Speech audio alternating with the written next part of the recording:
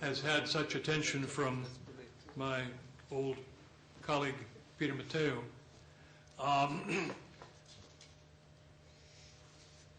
In your original schedule, I was to be accompanied by my colleague, Pamela Marcucci. She has spent 2 days trying to get here on Czech Air and British Air, and will be in tonight. She will present tomorrow. So I will not try to present hers for her. Together, we run what we call the Center for Comparative and Global Studies in Education, which is specifically this is a long mouthful, but the International Comparative Higher Education Finance and Accessibility Project. This has been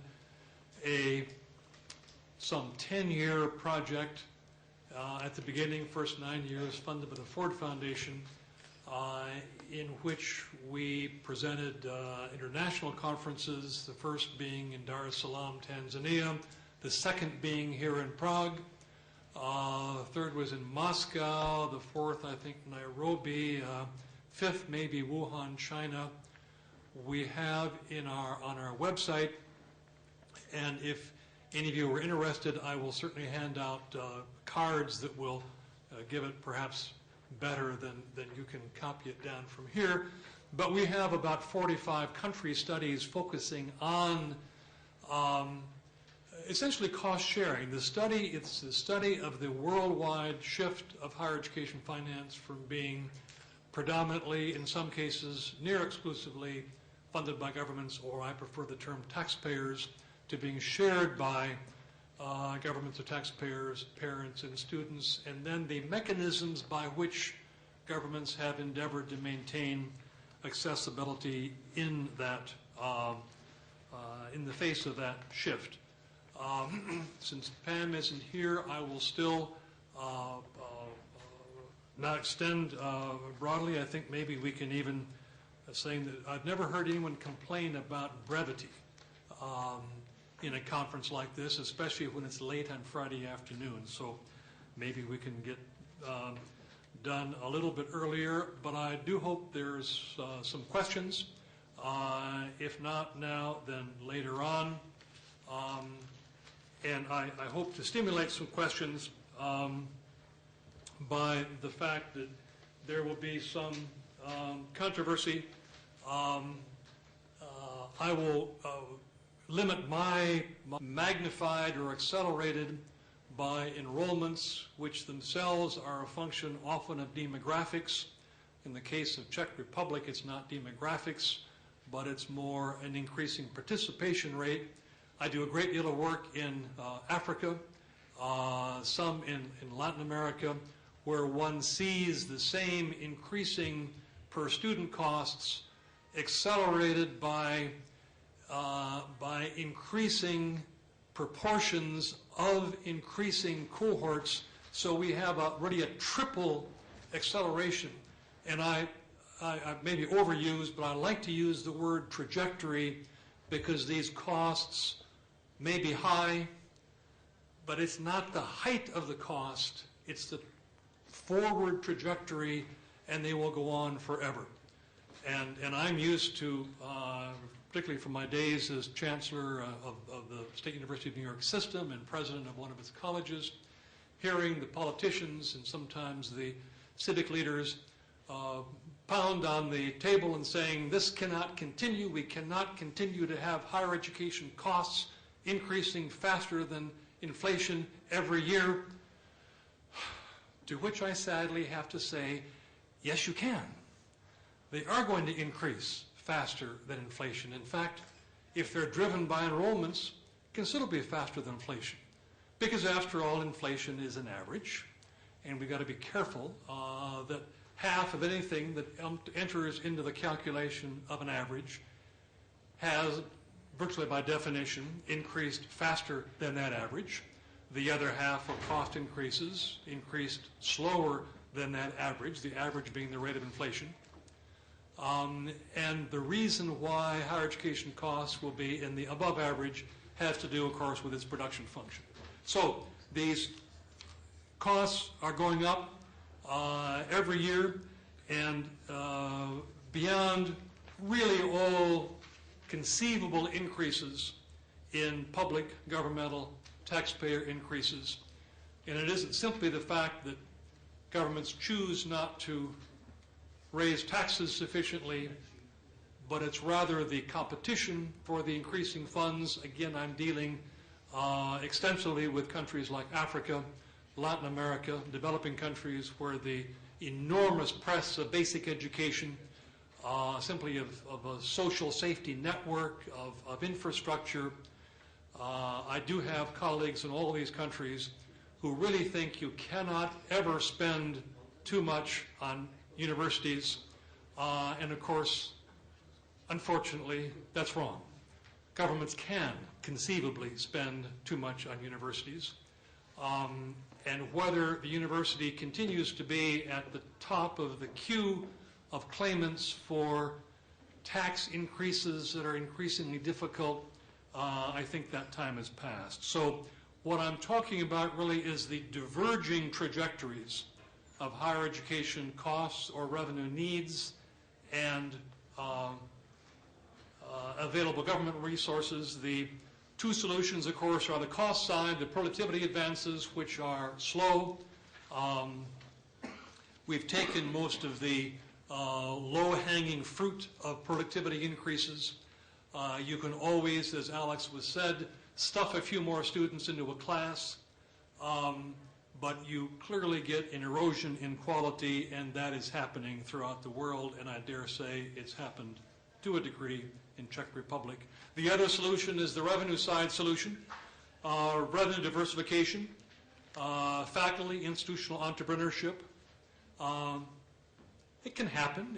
Certainly a number of universities have increased their revenue side by faculty going out and teaching on weekends and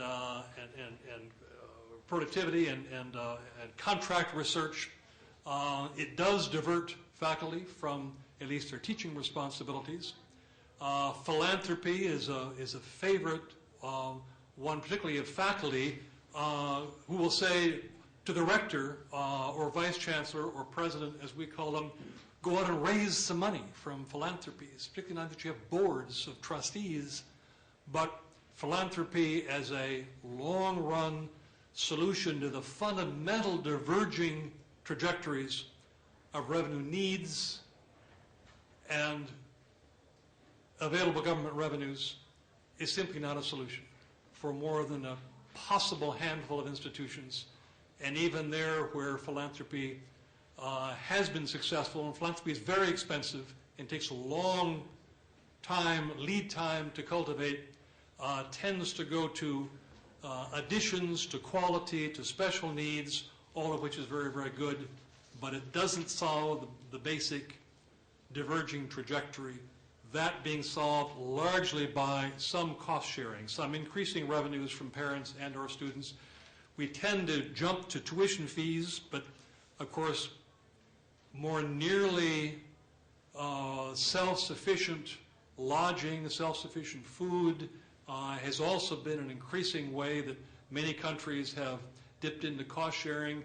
Many countries, certainly the former communist countries, have substantially lessened or frozen grants, scholarships, stipends, or shifted what used to be grants, certainly in the case of UK and the United States, into loan support.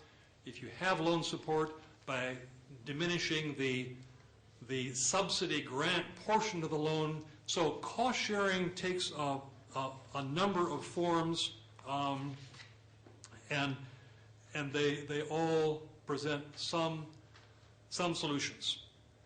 The white paper on tertiary education in Czech Republic I found comprehensive, informed, strategic, and impressive overall. I like the diversification emphasis. I like the integration of the professionally oriented short courses, short cycle institutions. I like the integration with needs of employers. These are all the kinds of things that I wasn't surprised to read in the white paper, because we're reading these in virtually all comprehensive plans for higher education. the recognition of the need for cost sharing and the enhanced revenue from students, the need for greater access and equity, and the preference for direct aid. These are all, I find, positive things. I have two comments. This is what I promised I would give you, that are in the form of less criticisms, but certainly questions, and you will find my views diverging some from my colleague Nick Barr. Nick and I just came from Lisbon, by the way, where, and about about 6 months ago, we were in Washington, D.C. There's the sort of the Nick and Bruce show that goes around giving slightly different versions. One of those comments is on what I would call the rejection of the concept of the university student as a financially dependent child, that is, no explicit assumption of an expected parental contribution. This tends, and I'll get to this in a moment, to make students very happy, particularly as long as it means that it's taxpayers who will fill in from what their parents maybe no longer have to fund. When it's not the parents but themselves, it can be a little bit different. I want to question that. The other question is what is often called deferred fees. I call them loans. And how one capitalizes or converts this particular kind of loan, which is an income contingent repayment obligation. It's still a loan. It still costs almost all students, or certainly most students, the very same as any other kind of loan. But it is difficult to capitalize or securitize or transfer into current income. And these are the two elements of the plan and of Nick Barr's presentation that I want to call into some question. The free at the point of entry model, which is the model that I think you're adopting, that Australia has and New Zealand has, and the UK. UK didn't have that before 2006. UK was the first, as you probably know, the first of the European countries to adopt anything other than a totally nominal tuition fee. By American public university standards, it was still a very low tuition fee, but it was not trivial. But in 2006, they changed and converted that upfront fee that was means tested. You all know that. So poor families didn't have to pay. They transferred that, essentially revenue neutral in theory, to a deferred fee which students pay. Who are the winners? Well, middle and upper middle income parents were the winners. They no longer were expected to contribute to the upfront tuition fees that they, by and large, paid for. Was the government, was the taxpayer a loser? No, the idea was to essentially have this a neutral change. Were there losers? Well, arguably students now were responsible for what their parents used to be responsible for. This was a distinction between cost of instruction and cost of maintenance. What the emphasis on all deferred fees does is forego the parental contribution to cost of instruction and then add to the student burden. This is very different, and it's a cultural difference. It's a deeply embedded culture in the Nordic countries. I would say it's something that the UK was a bit ambivalent about, because they did embrace in 1997 upfront means-tested tuition fees that by and large parents paid. But there was some ambivalence, and they gave in then to the pressure from students to abolish these tuition fees. That's not what the students meant, of course. They meant for the government to fill in for what parents used to have to pay for. Nonetheless, it was a cultural thing, very much unlike U.S. or Canada, or certainly very, very much unlike Japan or China or much of Africa, or indeed a great deal of the post-communist world, which holds on to the almost the imagery of free or very low tuition fees for selected students.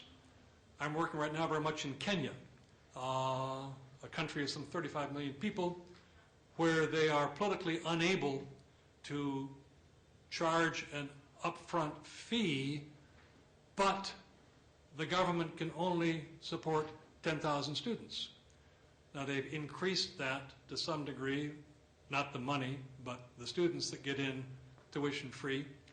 Everyone else can get in that are qualified at all by paying full cost fees. So you have this odd, what I call a dual tuition track, where the most meritorious students on measured aptitude, oftentimes a single examination, get in free, and I don't need to tell you what they tend to disproportionately represent as to socioeconomic status, and that indeed is not so far different from the Czech Republic and the rest of Eastern Europe, which is still having difficulty getting over the sense of being used to tuition fees, and yet enormous numbers of families are in fact sending their children to the university paying full fees. So you have means-tested expected parental contribution in U.S., in Portugal, in Japan, in China, in Chile, in Canada, and Austria.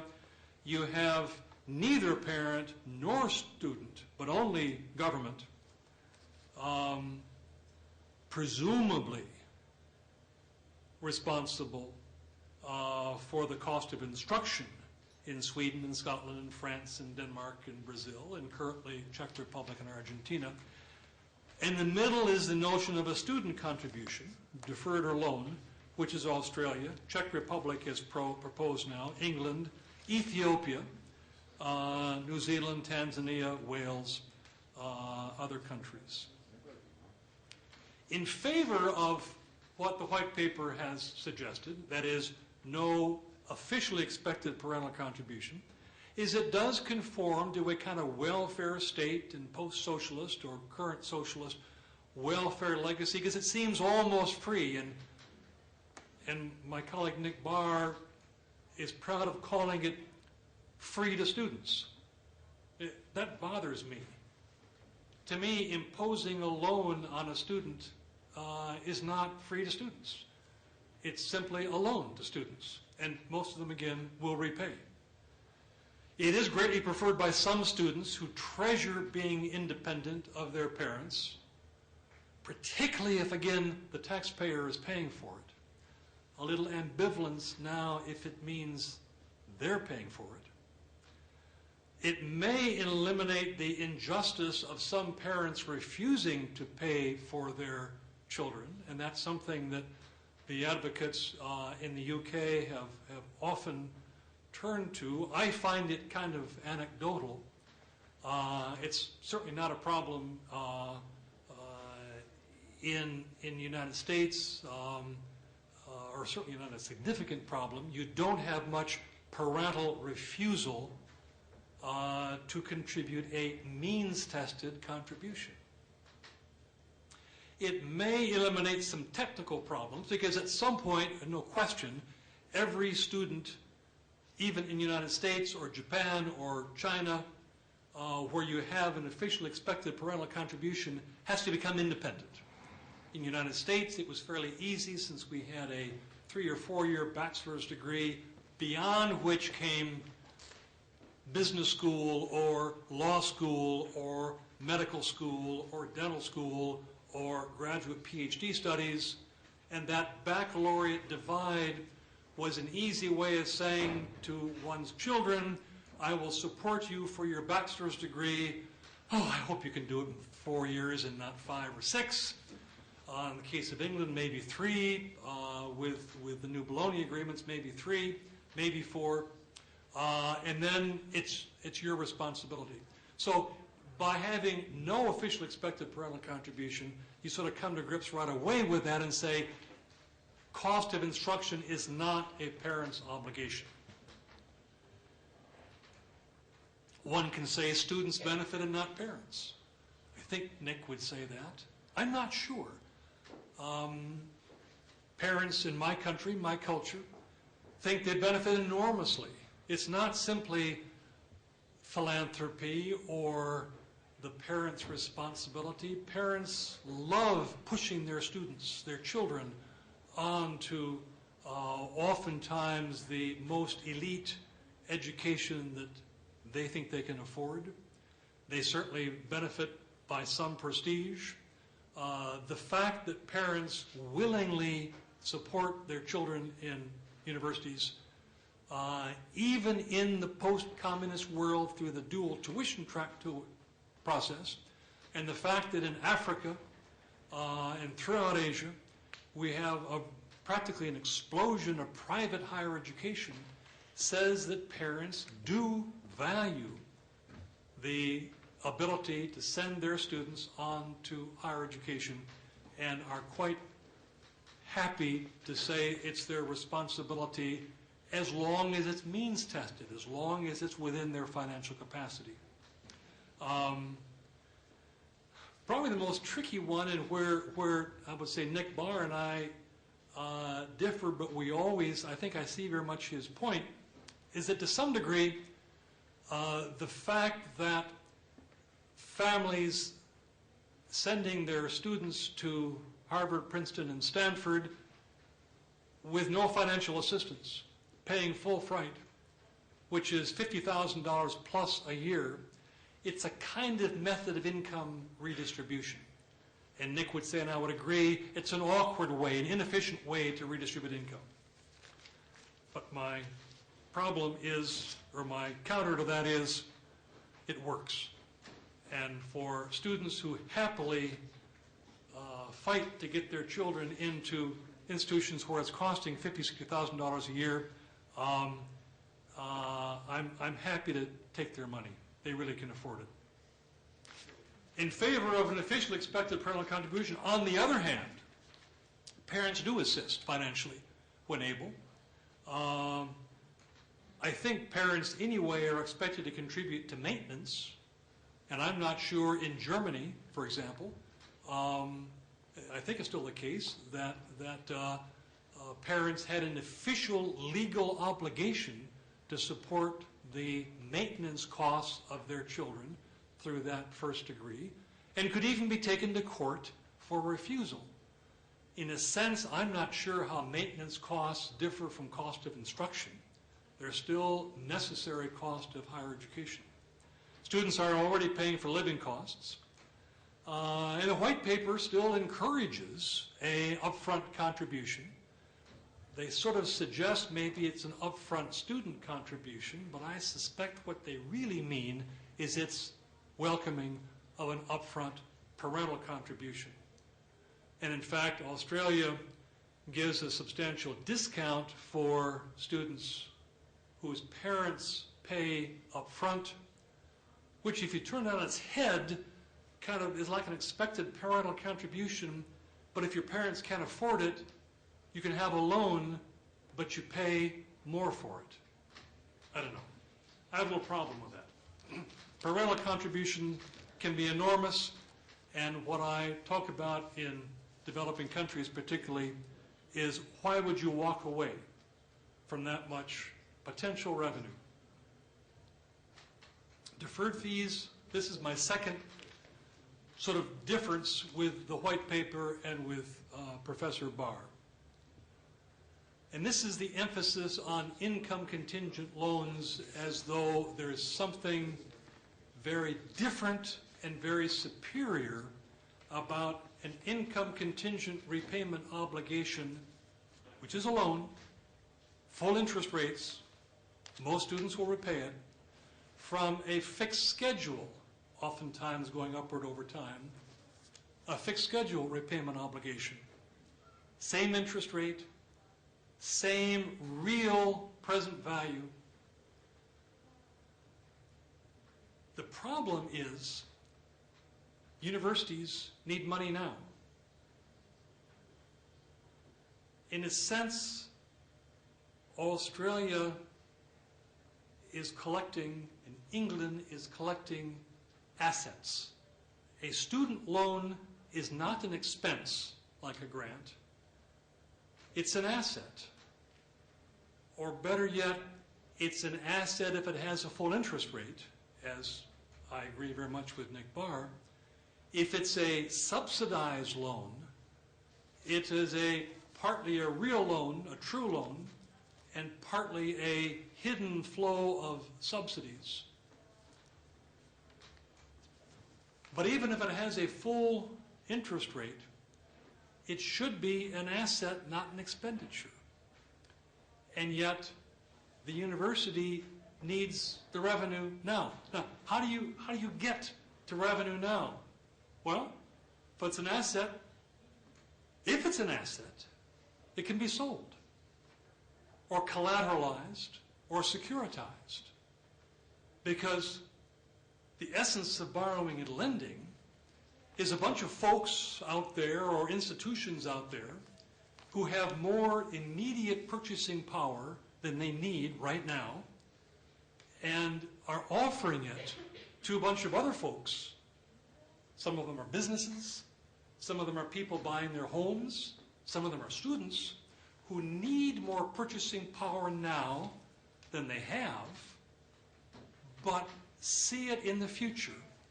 And all banks are institutions that bring savers together with lenders.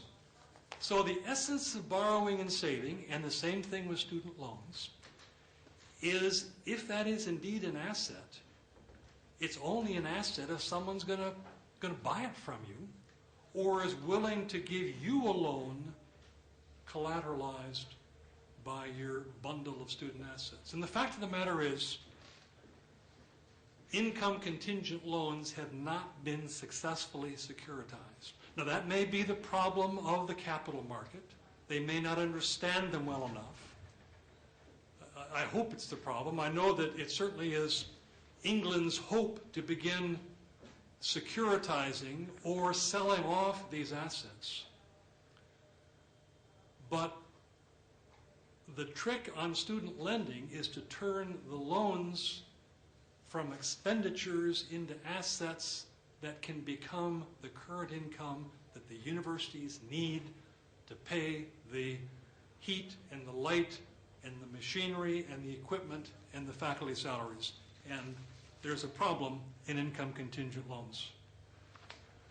The asset value depends on minimal subsidization. It depends on collector policies. I think that certainly Hungary is an excellent example of a country, we heard about that a bit this morning, where they have really no subsidization, a bit of an interest premium, very good collection policies, and the inevitable risk. You're going to have defaults.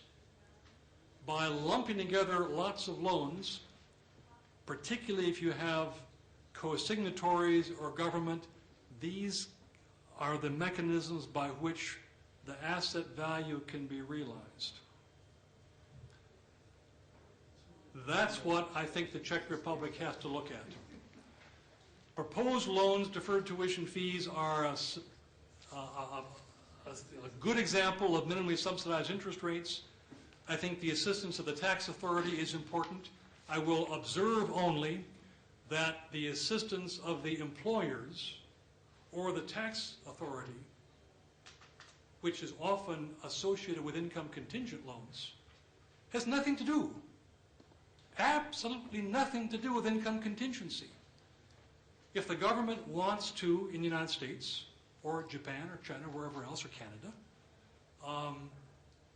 pass a law requiring employers to collect fixed schedule, conventional mortgage type loans, can do that. And if they want the tax authority to collect them, it can do that. These are good ideas. They're not fundamental in any respect to income contingency. I am not anti-income contingent loans. What I am cautious about, and I urge caution, is to mistake the income contingent form of repayment obligation for being better for all students. Better in a loan is the present value of the repayment stream. That's a function of interest rates, nothing else. Now, if you want to worry about, and I do, some students who will have very low earnings, you can attach a forgiveness, a deferment feature to any conventional loan plan and wind up with what I've called a hybrid plan, what Alex Usher has called often a soft income contingency, and build in some protection, which I heartily concur with, in fact urge. But most students will repay their income contingent loan at full interest rate. They'll simply take longer to do it, or do it over a little different shape of time. It's not a bad way to do it. It only becomes problematic if it's very difficult to securitize or capitalize, or if the problems which are kind of glossed over about the Czech students who work in Germany or Austria or Poland. And it's all well and good to say maybe OECD can figure out a solution to that. They haven't figured out a solution yet.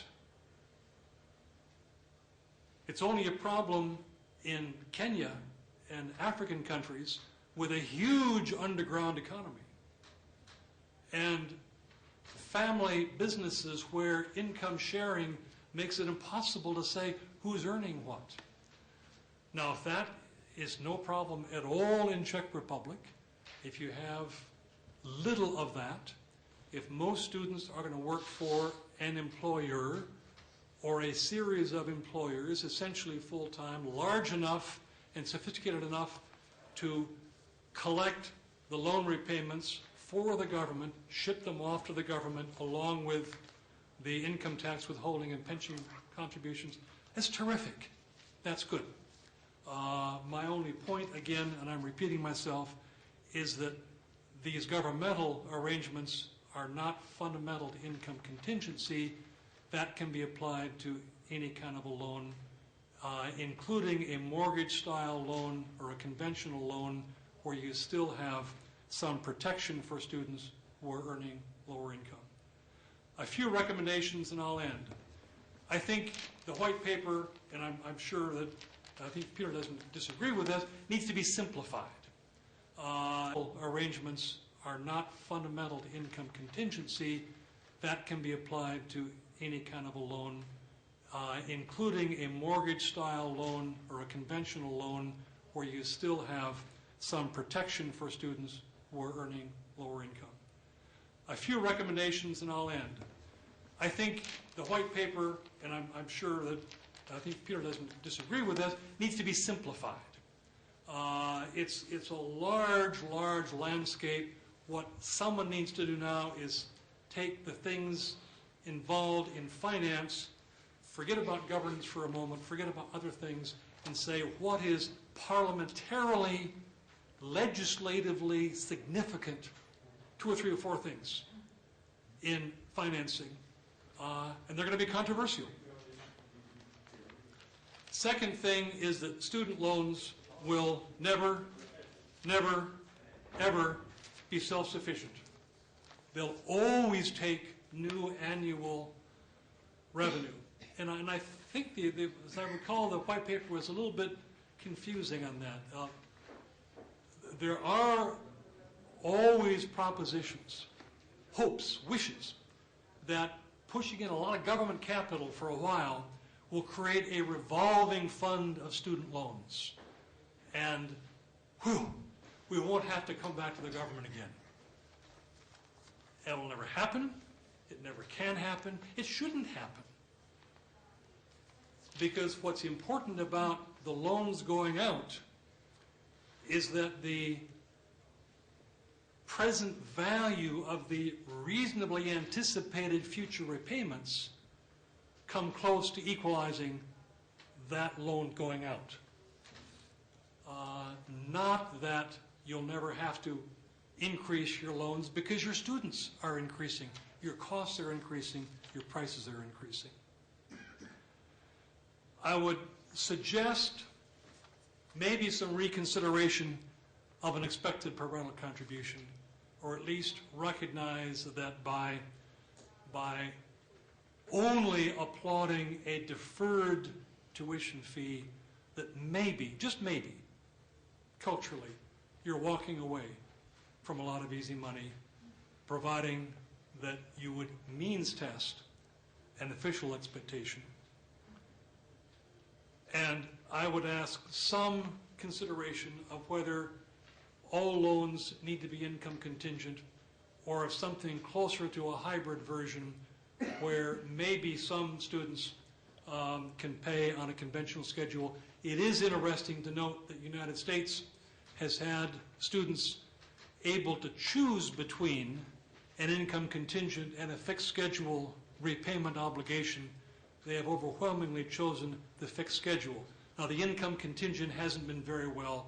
It's not a very generous income contingency, nor is the student conventional loan very generous. They're essentially equivalent. But all I'm saying is that the notion that somehow the income contingent loan deferred fee is not quite a tuition fee and not quite a loan is a problem, since it is a tuition fee and it is a loan that most students will repay. Fees must supplement, not supplant tax aid. It's a tuition fee, it's a loan, the bad consequences for default. We need to avoid the political theater of fee setting. We need to have the expectation of whatever that fee is going up almost every year. Whatever you call it, deferred or upfront, it's going to have to go up because the costs go up. And erase the expectation of free as a normal reward for academic achievement. Thank you.